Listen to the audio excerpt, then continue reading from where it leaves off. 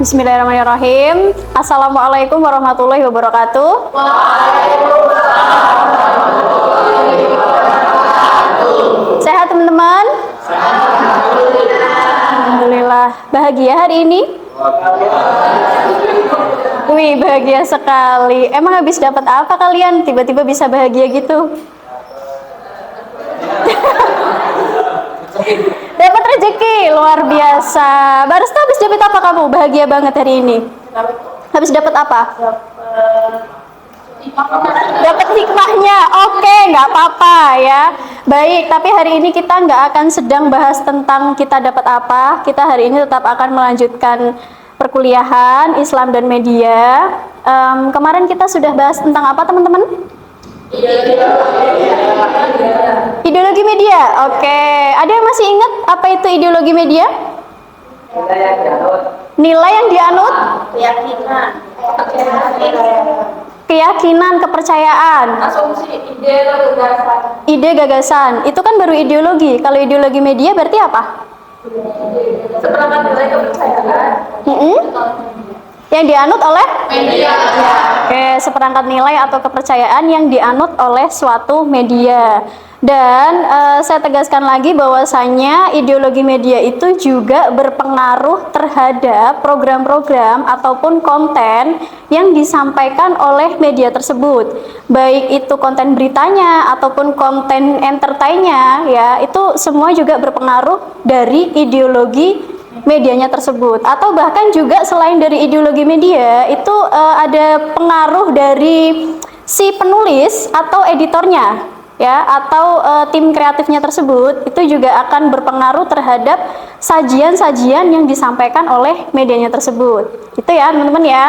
Oke, clear, artinya teman-teman masih ingat kemarin ngebahas tentang apa. Dan hari ini kita akan bahas tentang hegemoni media. Dulu dikenalkan oleh filsuf terkenal Antonio Gramsci, ya. Silakan nanti teman-teman boleh sambil searching dan kenalan ya sama Antonio Gramsci atau Gramsci ya dikenalnya ya, tentang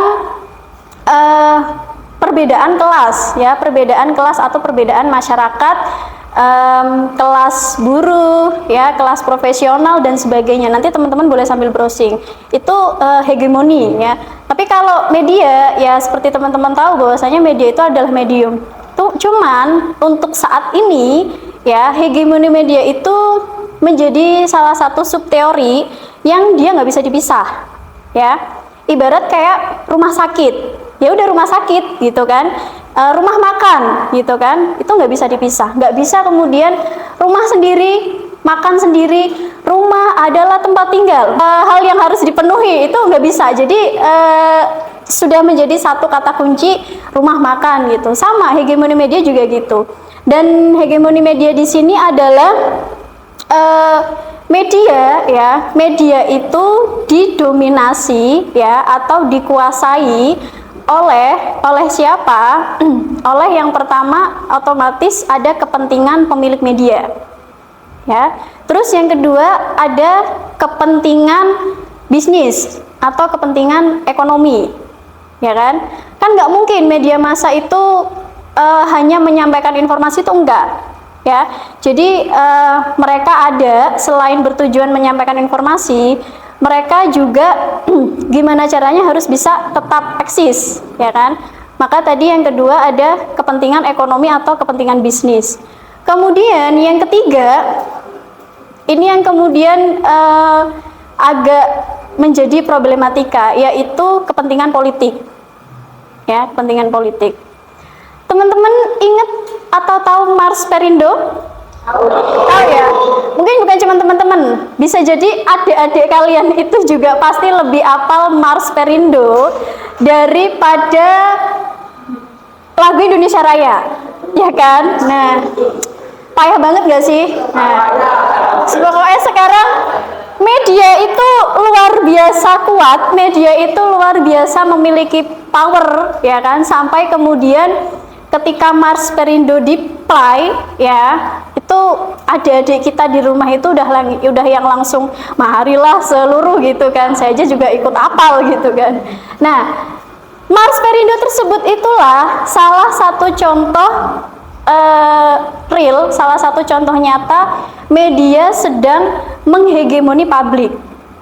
Ya, menghegemoni itu artinya media sedang membangun opini publik, ya, agar publik percaya, agar publik mengikuti apa yang disampaikan oleh medianya tersebut.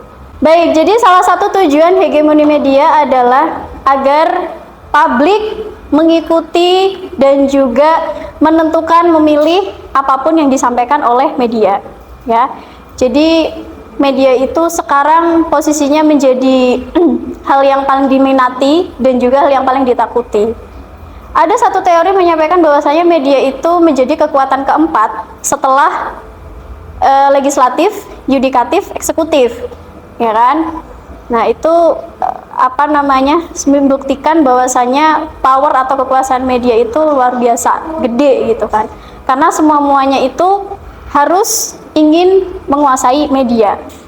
Oke, sampai di sini. Mungkin ada pertanyaan teman-teman, boleh silakan. Oke, Mas Sukron. Gimana Mas Sukron? Dari penjelasan yang sudah Ibu sampaikan tadi tentang hegemoni media itu ya. Oke. Pertanyaan saya itu bagaimana kekuatan posisi media di Indonesia saat ini gitu? Saat ini? Ya. Oke, baik. Langsung saya jawab aja ya teman-teman ya. Oke. Kalau bicara tentang kekuatan media saat ini, secara teoritis media memasuki urutan keempat, ya kan? Setelah legislatif, yudikatif, eksekutif, ya kan?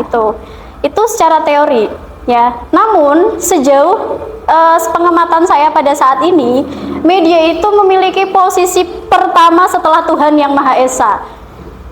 Ya, luar biasa gak sih media, ya kan? Kenapa begitu? Aduh, ini sepertinya ungkapan ini agak-agak gimana gitu ya teman-teman ya. Ya, coba nanti teman-teman bisa baca buku Komunikasi dan Komodifikasi Agama.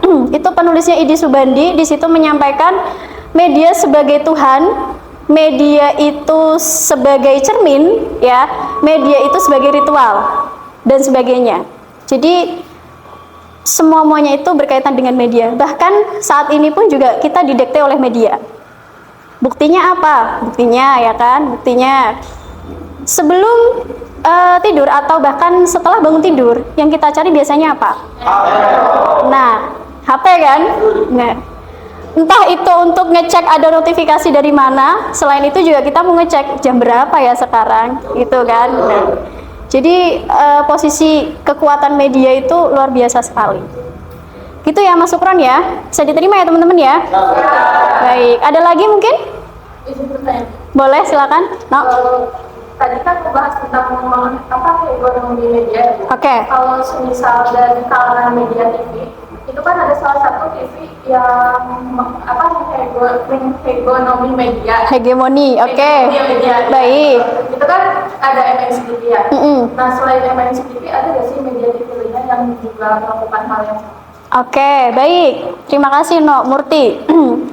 Selain MNC TV, tadi kebetulan saya ngasih contohnya Perindo ya, dari MNC Group ya.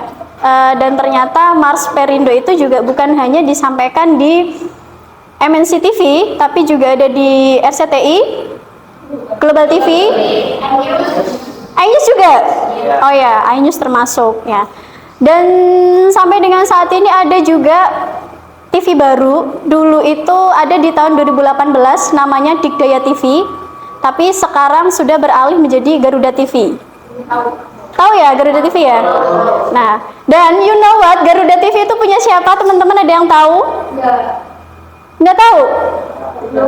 Belum? Ya, kalian udah nggak pernah nonton TV ya? Kalian nontonnya apa sih? Heran deh. YouTube?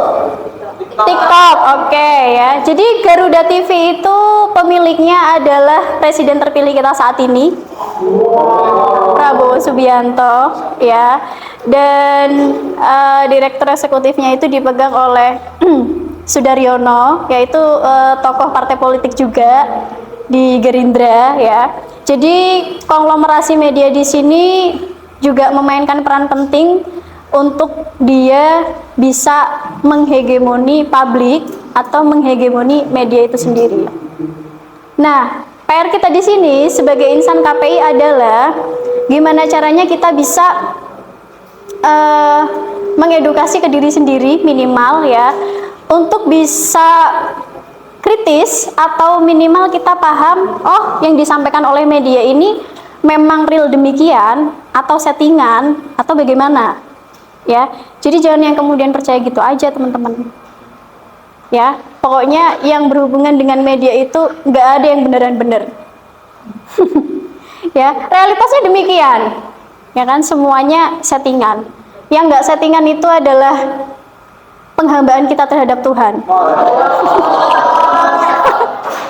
ya. Itu teman-teman, kita cukupkan ya. Oke, baik, begitu teman-teman. Sebelum kita akhiri, sepertinya teman-teman udah mulai kelihatan capek. Kita ice breaking dulu kali ya. Laper? Oke, habis ini kita makan. Tapi sebelum kita makan, kita ice breaking dulu ya. Oke, ice breakingnya kali ini adalah kita berhitung. Nggak apa-apa kayak anak-anak, biarin dah ya. Kita berhitung 1, 2, 3. Pokoknya nanti yang 3 berarti bilang door. 4, 5, 6 berarti yang ke-6 door. Pokoknya kelipatan 3 itu bilang door. Gitu ya, bisa dipahami ya? Oke, stand up dulu, berdiri dulu. Oke, fokus. Fokus teman-teman. Oke, kita mulai dari Mas Safi'i, silahkan. 1, 2, 4, 5, 7, 8, 10. 11, 12.